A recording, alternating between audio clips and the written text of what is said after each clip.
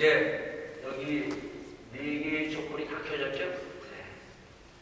참 촛불이 하나하나 켜지면서 이제 오늘 우리가 4개의 촛불을 다 켜고 예배를 드립니다.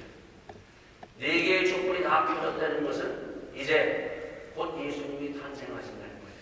탄생하신 날 12월 25일을 저희들이 맞게 됩니다. 그리고 4개의 촛불이 다 켜졌다는 것은 다시 말해서 이 한 해를 우리는 쉴튼 정도는 끝내야 됩니다. 쉴튼 정도. 하나님께서 이 세상을 여시고 2008년을 여시고 이제 하나님이 닫으십니다. 그러나 우리가 시작하고 닫을 때도 역시 정말 멋지게 닫아야 되고 그리고 멋지게 열어갈 수 있는 믿음의 삶이 되야 됩니다. 자, 우리는 4주 동안 사실은 이 촛불을 우리가 하나하나 키면서 예수님이 이 땅에 오신 그 탄생에 대해서 다시 한번 깨달아가며 예수님이 누구신가, 예수님이 왜 오셨는가를 우리가 함께 묵상하면서 나왔습니다. 자, 제가 지난 주일날 잠깐 여러분들에게 언급했어요. 이 4개의 촛불은 그냥 촛불이 아니라 이 독일의 믿음의 선진들이 이 촛불을 하나 키면서 한 해를 정리하며 그리고 또한 이 땅에 오신 예수님을 맞이할 준비를 하는 믿음의 촛불입니다. 믿음의 촛불. 그냥 상징적으로 켜는 촛불, 그냥 분위기 잡아서 켜는 촛불이 아니고 환하게 하기 위해서 켜는 촛불이 아니라 이 촛불 하나하나에는 그들의 신앙, 이 독일인들이 가지고 있던 신앙, 그리고 이들이 정말 주님을 얼마나 사모했는가를 우리에게 보여주고 있습니다. 그러나 지금 세월이 흘러서 이 촛불이 상징적으로 그냥 켜지는 그러한 것으로 흘러가고 마는 것을 보면서 안타까움을 우리는 금할 수 없는 것입니다. 자, 촛불 하나가 켜졌을 때 뭘 이들은 기억하고 준비한다고 그랬어요? 한 촛불이 딱 켜지면서 이들은 일주일 동안 내내 뭘 기억하고 있는가 하면 예수님의 탄생, 예수님이 왜 이 땅에 오셨는가, 예수님이 왜 나를 구원하셨는가, 예수님이 이 땅에 오심을 그들은 다시 한번 기억하면서 잊어버렸던 예수님을 다시 한번 구주로 그들은 기쁨으로 맞이하는 그것을 일주일 동안 기억하면서 준비하면서 한 해를 마무리합니다. 자, 두 번째 촛불은 뭐라고 그랬어요?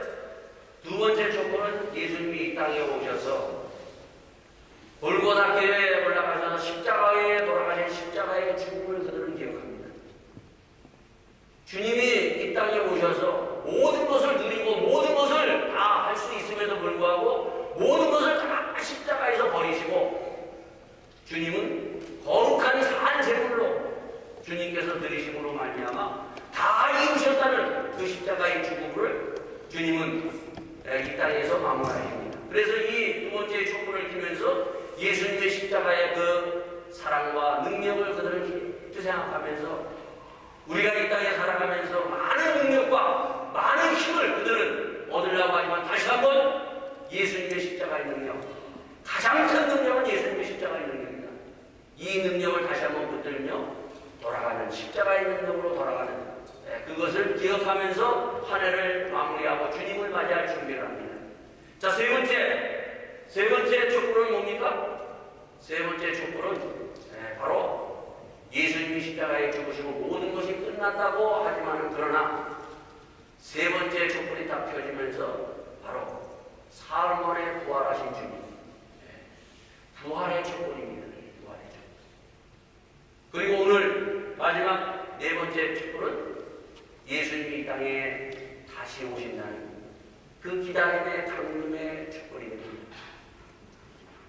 자, 이 네 개의 촛불을 이제 우리가 켜고 이것을 가지고 여러분과 저도 예수님이 이 땅에 오신 성탄절을 정말 프로의 파이나틀 메리 크리스마스를 기쁨으로 맞이하는 우리 모든 성도가 되고 한 해를 마무리할 수 있는 그러한 믿음의 성도들이 다 될 수 있기를 바라겠습니다. 이 네 개의 촛불이 내 가슴에서 우리의 가정에 우리의 교회에 활활 타올라 정말 이 믿음의 촛불을 가지고 우리가 한 해를 마무리하고 한 해를 다시 시작하는 우리 모두가 될 수 있기를 바라겠습니다. 자, 우리는 이 촛불 촛불에 대해서 지난주에 함께 우리가 나눴어요. 촛불. 요즘도 보면은 특히 많은 사람들이 그 어떠한 문제가 있었을 때 광장으로 촛불을 들고 나옵니다. 광장으로. 그러나 참 제가 그걸 보면서요, 저들이 저 믿음을 가지고 그 예수님의 그 촛불, 예수님을 정말 그 상징하는 그 촛불을 들고 예수님을 붙들고 나오면 얼마나 좋을까. 저 수많은 사람들이 저 촛불이 예수님을 붙드는 그 믿음의 촛불이면 얼마나 좋을까 하는 그러한 것을 늘 갖습니다. 이 촛불은 바로 창세기에 우리가 봤듯이 어둠을 물리치는 하나님의 빛입니다.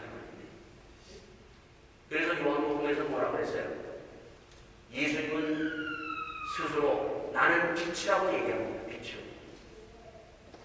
예수님이 우리 가운데 임해야 우리 인간은 어두운 것이 떠납니다. 우리가 이 마태복음 1장에서 족보의 이야기를 통해서 족보는 뭐라 그랬어요, 여러분요? 족보. 네? 족보는 뭐라 그랬어요? 족보를 통해서 보면 이것은 하나님의 이야기, 창조의 인간의 이야기가 있는 이야기, 그리고 사단의 이야기다. 예수님이 이 땅에 오시기 바로 그 직전, 예수님이 왜 이 땅에 오셨는가? 혼돈과 공허와 흑암, 인간들의 상태를 얘기하고 있는 것입니다. 인간들에게 막 어둠이 차있는 그러한 정말 절망과 몸부림과 그러한 어두운 상태에서 예수님이 빛으로 이 땅에 오셔서 이 어둠을 몰아치면서 인간에게 정말 희망과 그리고 질서와 하나님의 주시는 그 새로운 보기에 힘이 좋은 인간을 다시 창조하기 위해서 예수님이 이 땅에 오신 것을 예수님은 분명히 밝히고 있습니다. 오늘 여러분과 우리가 먼저는요, 아직까지 예수님을 믿지 않은 분들은요, 주님을 구주로 영접하시기 바랍니다. 주님을 구주로 영접할 때 내 안에 있는 어둠은 물러갑니다. 예수님의 빛이 들어오면요, 우리의 그 어두운 것들이, 공허한 것들이, 근심과 걱정, 불안과 두려움, 이러한 모든 것들이 물러가야 되거든요. 그렇기 때문에 예수님을 구주로 영접하라고 얘기하는 거예요. 예수님을 나의 구주로 영접했을 때 우리의 그 삶에는 주님께서 정말 그 어둠이 물러가고 하나님의 주시는 그 희망과 그 보기에 좋은 것들이 우리 안에서부터 생활하는 것입니다. 그래서 주 예수를 믿어라. 그리야만 너와 내 집이 구원을 얻으리라. 우리의 가정 가운데 예수님을 영접했대요. 주님을 영접한 가정은요, 참 행복합니다, 여러분. 그것은 제가 증명하는 거예요. 우리의 가정. 정말 예수님을 구주로 영접했더니 부부가 같은 길을 걸어갈 때 와지는 가장 큰 기쁨이 뭔가 하면 바로 가정의 어둠이 물러간다는 것입니다. 주님을 구주로 우리의 가정의 주인을 예수님으로 모실 수 있는 모든 우리의 시온의 가정들이 될 수 있기를 예수 이름으로 축원드립니다. 그래서 우리의 가정을 주님으로 모셔드리는 거예요. 그럴 때 우리의 가정에 모든 어둠은 물러가고 주님께서 바로 함께 하심으로 말미암아 주의 빛 가운데 가정이, 주의 빛 가운데 성도가 정말 함께 동행할 수 있는 놀라운 빛의 가정으로 우리가 빛의 삶으로 인도함을 받을 수 있는 것입니다. 내가 빛 가운데 봐야, 그래 예수님이 마태복음 5장의 산상수훈에 뭐라고 했어요? 너희는 세상의 빛이라. 내가 빛을 받아야 내 가운데 어둠이 물러가야만이 바로 세상에 내가 빛으로서 사람의 그 아름다운 그 보기에 심히 좋은 것들이 내 가운데 드러나는 것입니다. 어둠이 있는 가운데 있는 사람은요, 빛을 발할 수가 없습니다. 주님의 그 아름다운 모습을 드러낼 수가 없는 것입니다. 그래서 주님 앞에 다시 한번 여러분과 저가 이 인간의 역사에서 여러분과 저가 봤듯이 뭡니까 여러분요? 가인과 에녹과 이락과 라멕과 셋, 에노스, 에녹, 노아 이 두 계를 통해서 보면은 가인이 가장 잘못한 것이 뭔가 하면 범죄했습니다. 여러분요. 범죄하고 난 다음에 그는 어떻게 범죄할 수 있습니다. 여러분요. 죽든 살든 우리는 하나님을 떠나면 그때부터 뭐예요? 어두운 가운데 거할 수밖에 없는 것입니다. 자, 이 마태복음 1장에 보면 아브라함과 다윗에서 예수 그리스도의 세계라고 얘기했어요. 다윗이에요, 여러분요. 우리가 잘 아는 다윗 어때요, 여러분요? 다윗도 범죄했어요, 여러분요. 그러나 다윗은 범죄하고 하나님을 떠나지 않았어요. 그것이 바로 다윗을 통해서 놀라운 하나님의 주시는 약속을 이룰 수 있고 다윗이 다시 한번 회복할 수 있는 그 놀라운 은총을 던지는 것입니다. 다윗은 하나님 앞에 범죄했지만 가늠했지만 사람을 죽였지만 그러나 하나님을 떠나지 않았어요. 그러나 하나님 앞에서 살기 위해서 몸부림을 쳤습니다. 이 안에 여러분과 제가 하나님을 우리가 거리가 멀어져 있는 것, 떠났던 것이 있으면 거기에서 하나님의 낯을 피하여 우리가 도망가지 말고 그럴 때일수록 더 주님 앞에 들어가서 더 주님 앞에 우리가 붙들리는 다윗과 같은 믿음의 삶이 될 수 있기를 바라겠습니다. 그럴 때 바로 어떤 일이 일어나는가?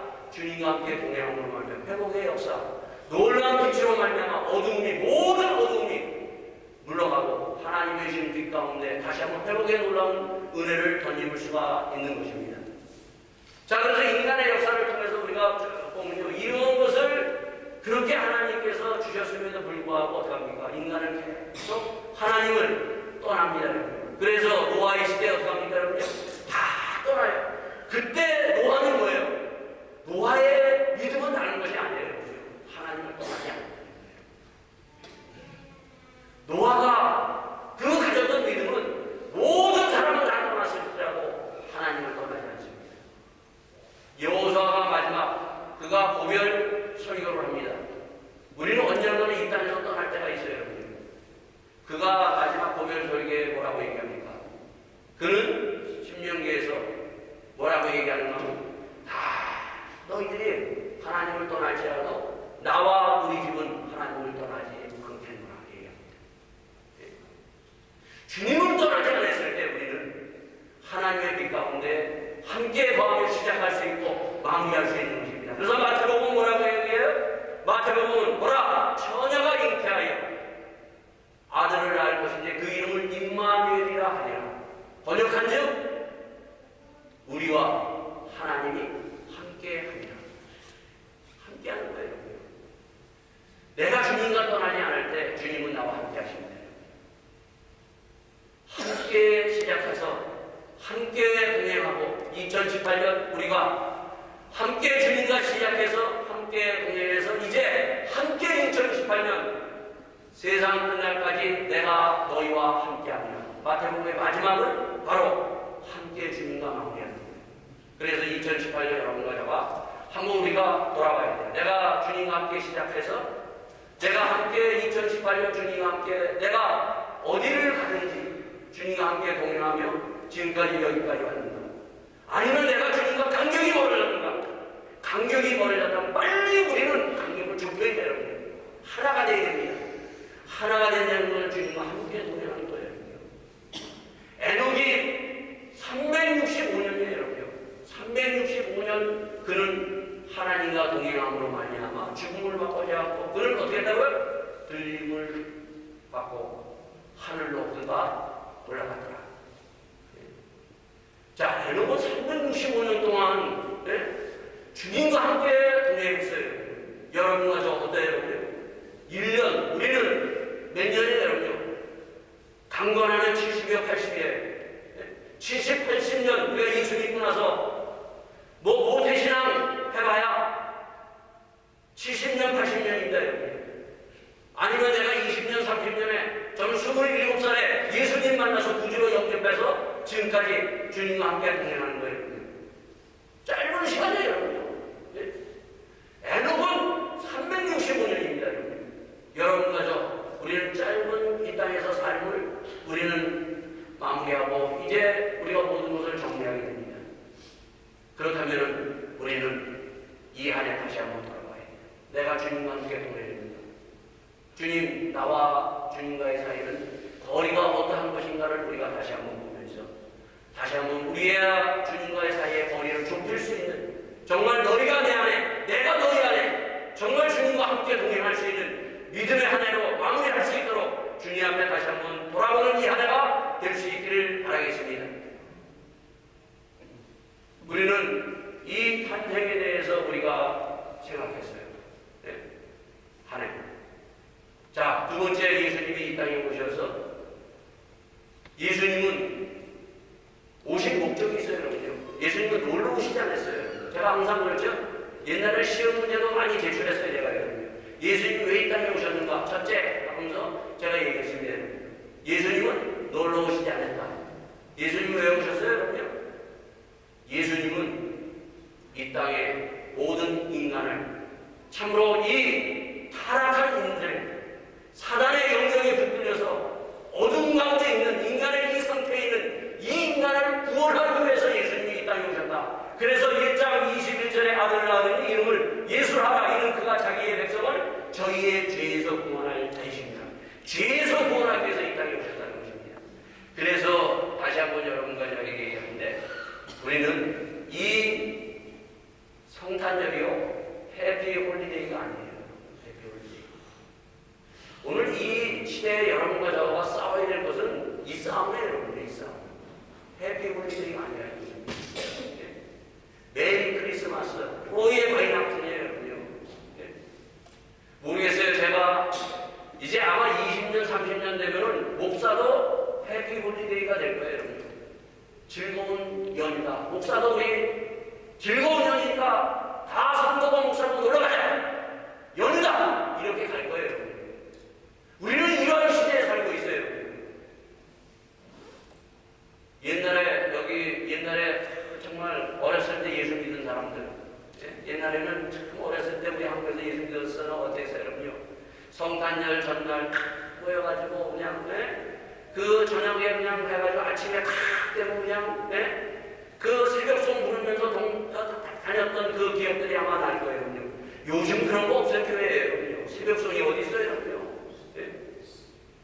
시대가 이렇게 우리가 살았던 시대에 빠르게 변하고 있습니다, 여러분. 지금 우리는 너도나도 뭐예요? 해피 홀리데이예요. 해피 홀리데이로 하고 있어요. 이 세상과 우리는 싸워야 돼요. 해피 홀리데이가 아니라 프로의 바이나클. 해피 메리 크리스마스라고 얘기해요. 모든 신을 우리는 다 존중해야겠다. 아니에요, 여러분요. 하나님은 분명히 창세기에서 뭐예요? 태초에 하나님의 계시니라. 이 말씀의 선포는 나 외에 구원할 자는 없다는 것입니다. 나 외에 이 땅을 창조하신 것은 다른 신은 아무도 없다는 것입니다, 여러분요. 십계명에는 뭐라고 얘기하고 있어요? 나 외에 다른 신을 섬기지 말라고 얘기하고 있어요. 예수님 외에 구원은 없다는 것입니다. 오직 예수 그리스도로 말미암아 죄에서 구원하신 것은 예수님밖에 없어요, 여러분. 여기에 속지 말고 우리는 예수님을 통해서 구원받아서 하나님의 구원의 역사에 새로운 창조 속에 들어가는 여러분과 저가 될 수 있기를 바라겠습니다. 주님이 이 땅에 오신 것은 바로 다른 것이 아니라 죄 속에서 몸부림치는, 죄의 고통 속에서 죄에 끌려가는, 우리가 많은 것들을 얘기하면 사람이 돈에 끌려가고 명예에 끌려가고 권력에 끌려가고, 이 끌려갈 때 보면 참 저 사람은 안타까워요. 그죠? 사람들이 이렇게 보면 돈에 끌려가는 사람, 권력에 끌려가고, 자기의 주관, 자기의 뜻을 따서 딱 갈 때 사람이 멋지고 정말 야, 저 사람 정말 제대로 된 사람인데 이렇게 얘기하지만, 그러나 그 돈에 끌려가는 사람처럼 추한 것이 없어요. 명예와 권력, 사람에 끌려가는 사람처럼, 하물며 죄에 끌려가는 사람처럼 참 보면요, 이것은 정말 인간으로서 못할지 하면서 죄에 어떻게 해서 죄에서부터 노인받지 못하고 몸부림치는 그 인생들의 죄를 끊어버리기 위해서 예수님이 이 땅에 오셔서 십자가에서 돌아가셔서 바로 예수의 보혈의 능력이 죄사함의 능력으로 임해서 그 보혈의 능력이 바로 우리를 정케하고 깨끗하고 추하고 악한 모든 죄를 사하시는 능력으로 우리에게 임하심을 믿고, 이 예수의 보혈의 능력을 덧입고 다시 한번 이 한 해 여러분과 제가 추한 것이 많아요, 여러분요. 악한 것이 많아요, 여러분요. 더러운 것이 많아요, 여러분요. 악하고 추하고 더러운 것들을 무엇으로 깨끗하게 하겠습니까, 여러분요? 그것은 바로 주님께서 우리에게 주신 보혈의 능력입니다. 예수의 보혈의 능력으로 말미암아 죄사함에 놀라운 손입고 나가는 믿음의 한 해로 마무리할 수 있고 이 자리가 될 수 있기를 바라겠습니다. 참 우리가 죄사함의 은혜를 받는 것처럼 기쁜 일이 없어요, 여러분. 이 죄를 명할 수 있고 죄를 끊어버릴 수 있는 그 능력은 보혈의 능력입니다. 예수의 보혈의 능력이 나의 머리서부터 발까지 흐르는, 그래서 거룩한 하나님의 백성으로 서는 믿음의 성도들이 다 될 수 있기를 바라겠습니다. 그래서 이 마태복음 1장에 보면 아브라함과 다윗의 자손 예수 그리스도의 세계라, 아브라함의 언약에 대해서 얘기합니다. 다윗의 언약에 대해서 얘기해요. 언약, 하나님이 주신 언약이에요. 예수 그리스도께서 우리에게 주신 언약은 바로 다른 것이 아니라 보혈의 능력입니다. 그 보혈의 능력으로 말미암아 죄사함의 능력을 우리에게 주셨습니다. 이 죄사함의 능력이 오늘도 여러분과 저에게 흘러서 우리의 이 말, 얼마나 우리가 말을 실수합니까, 여러분? 거짓말도 하고 자기의 그 어떤 상황에 따라서 이런저런 말을 했던 우리의 입이 정말 예수 그리스도의 보혈로 정체돼서 이 입술에서 하나님의 거룩한 말이 나가고 하나님 앞에 살리는 말이 나갈 수 있는 믿음의 그런 회복된 말이 다시 한번 이루어질 수 있기를 바라겠습니다. 그래서 이사야 선지자는 뭐라고 얘기했어요? 하나님과 대면하자마자 그는 제일 먼저가 바로다. 내 입술이 부정한 입술, 바로다. 자기 입술이 얼마나 부정한 것을 알았어요. 여러분 그저 우리가 다른 것이 아니라 우리의 입술이 얼마나 부정한 것, 참 많은 부정한 것들을 무엇으로 우리가 정결케 하겠습니까, 여러분요? 예수의 보혈로 정결케 해서 정말 이제는 내 입에서 살아있는 하나님의 살리는 말이 나갈 수 있고, 또한 위로의 말이 나갈 수 있고, 그리고 힘을 주는 격려의 말이 나갈 수 있는 그런 아름다운 살아있는 하나님의 말씀이 나갈 수 있는 그런 입술들이 다 될 수 있기를 바라겠습니다. 자, 세 번째는 뭡니까? 부활이에요. 부활. 우리가 고린도전서 15장에서 봤죠? 부활. 예수님은 십자가에 죽으시고 끝나시지 않았어요. 사흘 만에 다시 살아나셨습니다. 그래서 15장에 뭐라고 얘기합니까? 사도 바울은 이렇게 얘기합니다. 예수님이 십자가에 죽으신 것은, 죽으셨다가 사흘 만에 다시 살아난 것은, 이것은 역사적으로 증명한 것이다. 사도들에게, 그리고 바로 나에게, 그리고 뿐만 아니라 500명 한 사람에게 보인 것이 아니라 모든 사람들, 500명이라는 사람들이 다 보고, 그리고 많은 사람들이 이것을 오늘날도 바로 예수 그리스도의 부활을 믿기 때문에 부활의 참석을 우리가 보지 않습니까?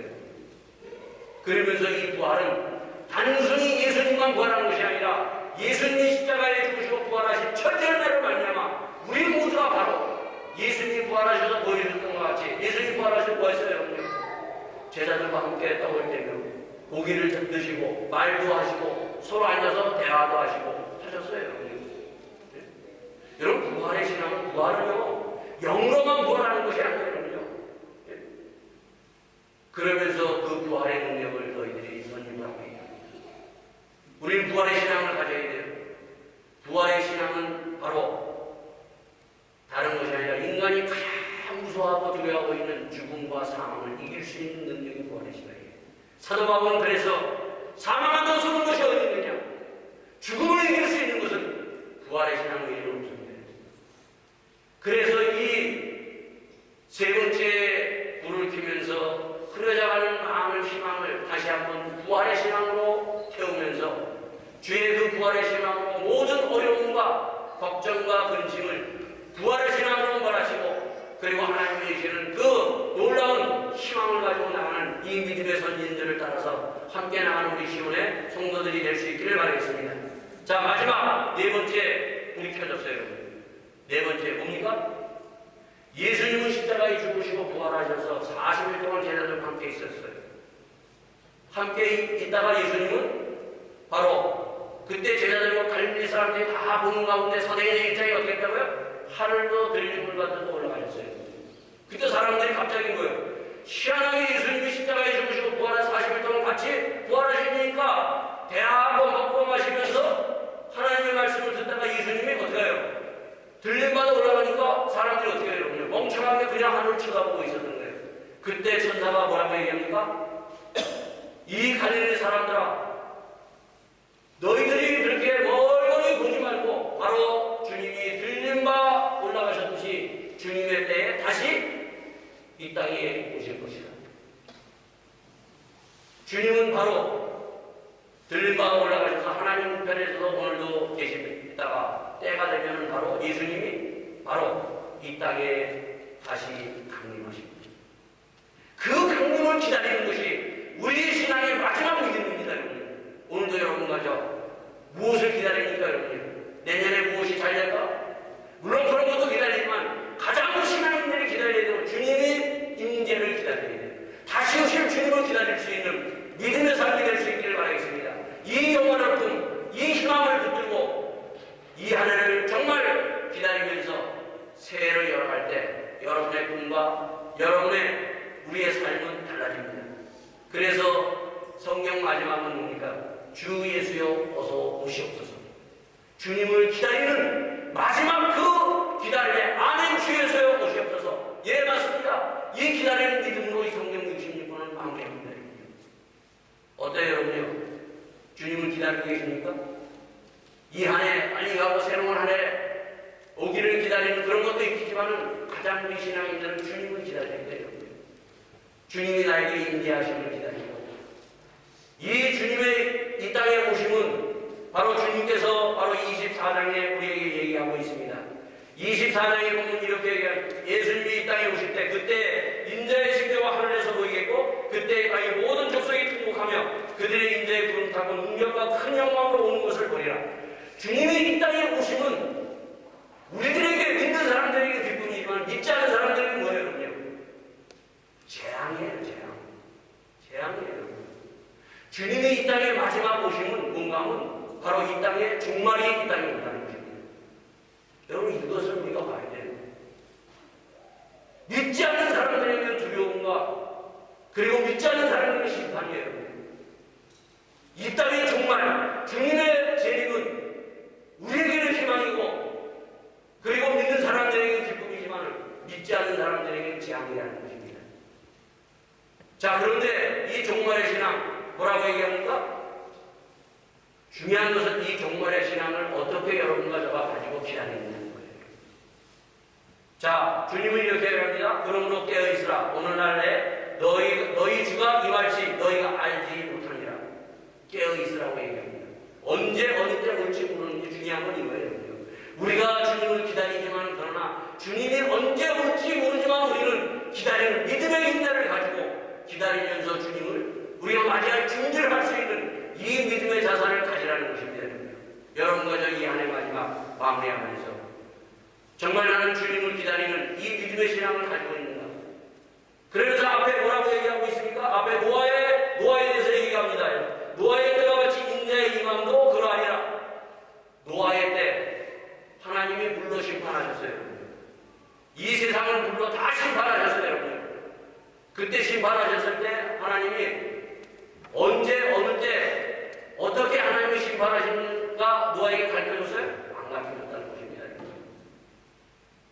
바로 이와 같이 마지막 종말도 하나님이 가르쳐주지 않지만 그러나 노아와 같은 믿음. 노아는 어떻게 했어요? 여러분요? 주님의 그 말씀을 듣고 믿음으로 산 위에다가 뭘 했어요? 여러분요?